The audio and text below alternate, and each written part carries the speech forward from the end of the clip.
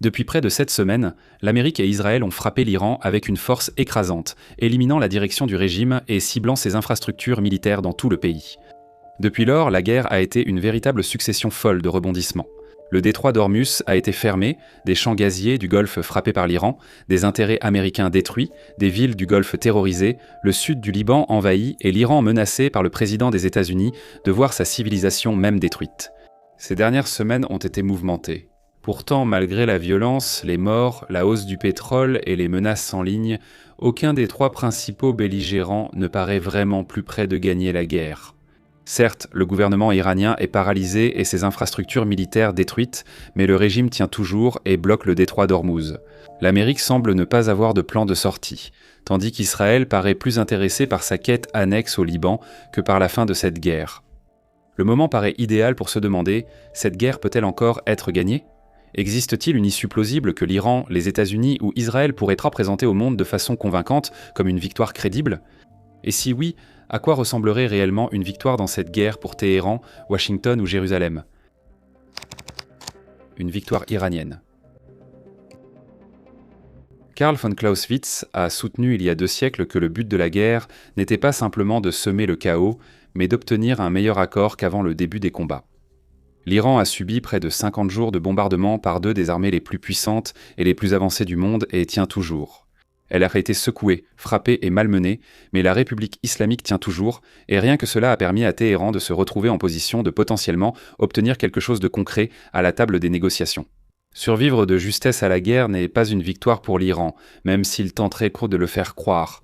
Il faut toutefois souligner que Clausewitz ne perçoit pas entièrement la situation.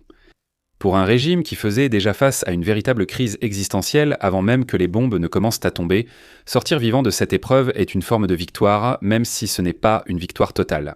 Si la survie règle le problème immédiat du régime, cela n'apporte pas grand-chose d'autre. Ce qui pourrait changer la donne, cependant, c'est l'accord qui mettra finalement fin à tout cela, et c'est là que la conversation passe de la question de savoir si Téhéran peut simplement survivre à celle de savoir s'il peut en sortir dans une position plus forte qu'à son entrée. La solution n'a jamais été de rivaliser directement avec la puissance américaine. Cela n'a jamais été le cas. Il s'agit plutôt de épuiser la volonté des États-Unis de rendre la guerre si coûteuse et si perturbatrice que Washington décide qu'un règlement négocié est préférable à l'alternative, surtout en tenant compte des prochaines élections de mi-mandat au Congrès. Le plan en 10 points de Téhéran montre ce que le régime considère comme ses meilleurs résultats. Certains points relèvent clairement de l'impossible, comme un retrait total des forces américaines du Moyen-Orient. C'est en partie pourquoi ce plan a été rapidement abandonné, selon la porte-parole de la Maison-Blanche, Caroline Leavitt. D'autres aspects montrent les priorités nationales, et même leur version atténuée pourrait être vue comme une victoire iranienne. Pendant des décennies, Téhéran a tout tenté pour échapper à l'architecture des sanctions qui a écrasé son économie, affaibli sa monnaie et l'a exclu du système financier international, et dans l'ensemble, elle a échoué. Le rial s'effondre depuis des années maintenant, avec l'hyperinflation qui s'installe dans l'économie, ce qui faisait partie des raisons fondamentales pour lesquelles les Iraniens sont descendus dans la rue en janvier. Même un allègement partiel des sanctions issues de cette guerre permettrait l'accès au marché pétrolier, le retour des relations bancaires et un relâchement de la pression sur leur monnaie. Cela impliquerait sûrement des conditions pour l'Iran, comme des restrictions vérifiables sur son programme nucléaire et possiblement des engagements sur ses capacités en matière de missiles. Il y a une certaine ironie dans le fait que la question nucléaire, qui a en partie déclenché cette guerre à l'origine, soit celle dont la forme finale reste la plus difficile à prévoir. Quel que soit l'accord final, s'il aboutit, les conditions pourraient tout de même permettre à Téhéran de le présenter comme une victoire. Le détroit d'Ormuz, longtemps menacé de fermeture, a vu Téhéran tenir parole. Désormais, il n'est plus sûr pour les navires d'y naviguer sans entrave. À la réouverture du détroit, il revendique le droit de prélever un péage sur les navires y transitant. Dire que cela était controversé serait un euphémisme, tant pour son adversaire à Washington que pour la communauté internationale au sens large, dont absolument aucun membre ne se réjouit à l'idée de devoir se soumettre à ce racket pour traverser une voie d'eau naturelle. Ce serait une grande concession de Washington, mais si Donald Trump cédait, la République islamique en tirerait une véritable manne financière, échappant ainsi à de futures sanctions internationales. Un autre résultat majeur, et sans doute le plus réaliste pour l'Iran, serait une solution purement nucléaire lui permettant de financer encore son réseau régional de groupes alliés. L'axe de la résistance est gravement affaibli. Hezbollah au Liban, Hamas, Gaza, le corridor syrien, tout cela a disparu. Mais l'Iran a déjà construit ses réseaux auparavant, et il aurait encore plus de raisons de s'assurer qu'ils soient reconstruits plus forts. Le plan en 10 points de Téhéran exigeait une protection explicite pour ces groupes, et tout compromis qui pencherait du côté iranien maintiendrait donc l'architecture du pouvoir régional iranien intacte, sapant directement tout ce que la guerre aurait pu écarter à court terme. Il reste très incertain que Téhéran y parvienne, et de nombreux scénarios prévoient de l'effondrement du cessez-le-feu et la reprise des combats. Mais la victoire ici n'allait jamais être un résultat simple et net. La République islamique n'a pas besoin de sortir d'Islamabad avec chaque point de son plan en 10 points en main. Chaque élément qu'ils parviennent au moins partiellement à obtenir fait pencher la balance. Pour un régime engagé dans cette guerre en pleine crise existentielle, obtenir seulement quelques-uns de ces éléments suffirait à en sortir mieux qu'à son entrée. Maintenant, avant de voir à quoi ressemblerait une victoire américaine, un mot rapide sur France.co, notre site pour les abonnés, pour ceux qui veulent approfondir des histoires comme celle-ci. Chaque semaine, nous publions 2 vidéos et 2 articles exclusifs, absents de la chaîne principale, sur des conflits du Soudan à l'Ukraine et l'Iran. Pour mieux comprendre le Moyen-Orient, consultez nos vidéos comme « Pourquoi le peuple iranien ne s'est-il pas soulevé ?», nos articles sur les propositions de cessez-le-feu et notre nouveau podcast hebdomadaire Middle East Roundtable, dédié à la guerre. L'abonnement coûte 5$ par mois ou 50$ par an et donne accès à de nombreux contenus exclusifs. C'est Warfront. Et maintenant, revenons à ce à quoi ressemble une victoire américaine. Une victoire américaine.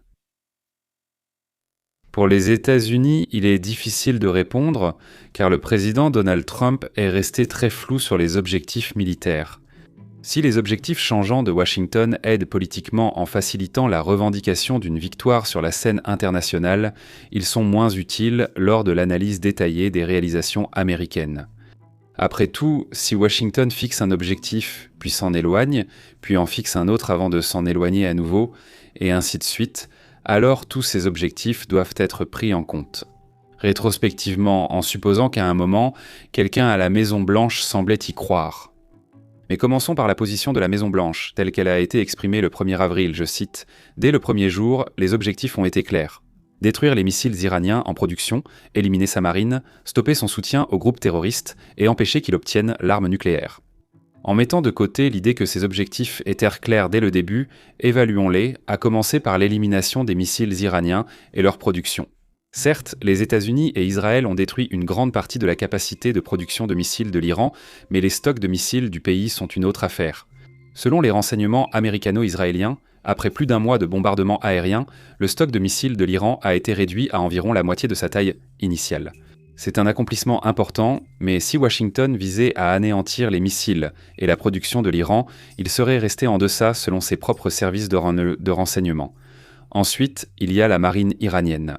Selon Washington, ce que confirment des images satellites en sources ouvertes, la marine iranienne d'avant-guerre a quasiment disparu, si l'on ne compte que les véritables navires de guerre. Les frégates, corvettes, dragueurs de mines et autres grands navires de l'Iran ne posent plus problème, et il est peu probable que l'Iran reconstitue bientôt sa marine. Le principal problème est la grande flotte iranienne de petites embarcations et vedettes rapides, petits hors-bord agiles capables de harceler les navires de guerre ou de semer le chaos dans le détroit d'Ormuz. On estime que l'Iran possède encore des centaines, voire plus d'1 millier de vedettes rapides. Très petites, faciles à dissimuler et capables d'opérer sur de longues distances, il est difficile de les traquer et de les éliminer. Ces vedettes rapides peuvent poser des mines, tirer avec des armes légères ou des missiles tirés à l'épaule sur des navires marchands, voire les aborder. Nous vous laissons décider si ces vedettes rapides doivent être considérées comme faisant partie des capacités navales iraniennes, mais quelles qu'elles soient, elles n'ont pas été neutralisées. La capacité de l'Iran à soutenir ces groupes terroristes affiliés reste incertaine et il est probable que la réponse tarde à venir. Officiellement, l'Iran n'a pas accepté de cesser son soutien au Hezbollah, aux rebelles houthis du Yémen, ni à aucun de ses autres alliés par procuration, mais sa capacité réelle à soutenir ces groupes dépendra de sa faculté à leur fournir des fonds, des armes et d'autres formes d'assistance. Les États-Unis répriment les circuits de financiers offshore iraniens, ce qui pourrait interrompre les flux financiers de l'Iran. Dans le contexte actuel, il sera bien plus difficile pour l'Iran de faire passer des armes ou du soutien par des mers surveillées par de nombreux navires de guerre américains. De plus, il y a un argument assez solide selon lequel l'Iran ne peut pas soutenir ces groupes par procuration s'il n'a pas d'argent. et il n'est pas certain que l'Iran aura des fonds à disposition une fois que tout cela sera terminé. Enfin, sur l'objectif de Washington d'empêcher l'Iran d'obtenir l'arme nucléaire, cette possibilité a été repoussée, mais reste présente. L'uranium hautement enrichi de l'Iran aurait été enterré dans des tunnels scellés pour le sécuriser. C'était la tentative de l'Iran pour s'assurer que les États-Unis ne pourraient pas simplement débarquer dans le pays avec des forces spéciales d'élite et repartir avec l'uranium, car si cet uranium était profondément enterré, il faudrait alors beaucoup de temps, de soldats et d'équipements lourds de creusement pour le récupérer. Cela signifie aussi que l'Iran mettra longtemps à récupérer l'uranium à l'avenir. Les centrifugeuses iraniennes ont été détruites. L'Iran devrait donc en reconstruire pour enrichir son matériau, jusqu'à un niveau de qualité militaire, mais il n'est pas sûr qu'il puisse actuellement en faire une bombe, même s'il le souhaite. Mais la chose vraiment difficile pour l'Iran était d'obtenir de l'uranium hautement enrichi en premier lieu, et même si cet uranium est profondément enfoui, l'Iran le contrôle toujours. Quant aux objectifs précédemment énoncés ou apparents que Washington est moins disposé à reconnaître, passons-les rapidement en revue. Le régime iranien reste fermement en place, sans voie claire pour le renverser. Malgré un changement de régime, les États-Unis n'ont fait que transférer le pouvoir à une faction plus radicale que l'ancienne, et aujourd'hui l'Iran risque de tomber sous une dictature militaire totale. Le peuple iranien ne s'est pas encore révolté et cette opportunité paraît perdue, au moins à court terme. Enfin, le détroit d'Ormuz reste fermé, alors qu'il faut bien noter qu'il était grand ouvert avant que les États-Unis et Israël n'initient ce conflit. En d'autres termes, quelle que soit la forme que prendrait une victoire américaine, il est clair que nous n'y sommes pas encore. Cela ne signifie pas que les États-Unis ne peuvent pas atteindre leurs objectifs prochainement, mais une victoire nette paraît de moins en moins probable. Une victoire israélienne. Le 31 mars, le Premier ministre israélien Benjamin Netanyahou a affirmé que l'Iran restait une menace pour Israël, mais pas une menace existentielle. C'est important car la menace existentielle que représente Téhéran pour Israël a poussé Jérusalem à mener cette guerre récente et celle de guerre de 12 jours en juin dernier. Après cette dernière, Benjamin Netanyahou a tenu une conférence de presse au cours de laquelle il a annoncé qu'Israël avait éliminé 2 menaces existentielles immédiates et a déclaré que Jérusalem avait remporté une victoire historique qui resterait dans les mémoires pour des générations. Les 2 menaces existentielles étaient les capacités de production nucléaire de l'Iran qui ont été considérablement réduites après la destruction de la principale installation d'enrichissement à Natanz, de l'usine de conversion d'uranium à Ispahan et de l'installation d'eau lourde en Irak, ainsi que les hauts commandements militaires de Téhéran qui, bien que n'ayant pas été complètement anéantis, avaient subi la perte de plusieurs hauts responsables, dont 3 chefs d'état-major. Si nous devions utiliser de tels critères pour cette guerre, alors Israël a remporté quelques victoires indéniables. Les frappes américano-israéliennes ont détruit 80% des systèmes de défense aérienne iraniens et endommagé une grande partie de l'infrastructure de missiles balistiques. Selon le général Dan Kane, président des chefs d'état-major interarmés, près de 80% de la base industrielle nucléaire de l'Iran a été touchée, ce qui a encore affaibli leur tentative d'acquérir une arme nucléaire. Israël a aussi éliminé des figures majeures de la direction iranienne. L'assassinat du guide suprême Ali Khomeini le premier jour de la guerre fut un succès majeur des services de renseignement, éliminant l'ennemi d'Israël depuis près de 40 ans. Environ 3 semaines plus tard, Israël a tué Ali Larajani, devenu la personnalité la plus puissante de Téhéran après la mort de Khomeini. L'assassinat de Larajani a éliminé l'un des rares responsables iraniens aptes à gérer simultanément opérations militaires et diplomatie. Et ce ne sont pas les seuls dirigeants qui ont été éliminés. Les assassinats ciblés d'Israël ont privé Téhéran de ses meilleurs éléments, alors que ce conflit est vite devenu une guerre existentielle pour la République islamique. Cependant, ces réussites, bien que majeures, ne reflètent pas tout ce qu'Israël espérait accomplir. La dégradation militaire et la décapitation du commandement ont toujours été conçues comme des outils au service d'un objectif plus vaste, et non comme des fins en soi. Le chef du Mossad, David Barnier, a déclaré lors d'une cérémonie de la journée du souvenir de l'Holocauste en avril que la campagne d'Israël contre l'Iran ne serait terminée qu'avec la chute du régime. Notre engagement ne sera accompli que lorsque ce régime extrémiste sera remplacé. Un régime qui cherche à nous détruire doit cesser d'exister. Ceci est important car, selon le New York Times, Barnier avait présenté à Netanyahou une évaluation selon laquelle le Mossad pourrait galvaniser l'opposition iranienne et déclencher des émeutes pouvant mener à la chute du gouvernement iranien. Le plan reposait sur la conviction que si les forces israéliennes et américaines pouvaient décapiter la direction iranienne et détruire l'appareil répressif du régime, le Mossad et la CIA seraient en mesure de faciliter un soulèvement intérieur qui amènerait un nouveau gouvernement à Téhéran. Cela ne s'est pas produit. Nous en avons déjà parlé en détail dans notre dernière vidéo sur Warfront, où l'abonnement, moins cher qu'un café, aide à préserver notre indépendance. Je crois l'avoir déjà mentionné. En résumé, il n'y a pas eu de manifestation publique à cause de la répression brutale des précédentes manifestations en Iran, de la colère envers les États-Unis et Israël pour avoir tué des civils dans leurs frappes et du ralliement de la population autour du drapeau. Si le chef des espions israéliens affirme que la guerre ne finira pas sans changement de régime, cela pourrait durer, car selon Reuters, les renseignements américains estiment que la direction iranienne reste solide et ne va pas s'effondrer bientôt. Évaluation réalisée 2 semaines après le début de la guerre. Pendant ce temps, alors que les États-Unis et Israël éliminaient en plus de dirigeants iraniens, le régime s'est adapté et a consolidé son pouvoir sous de nouvelles structures de direction déterminées à survivre.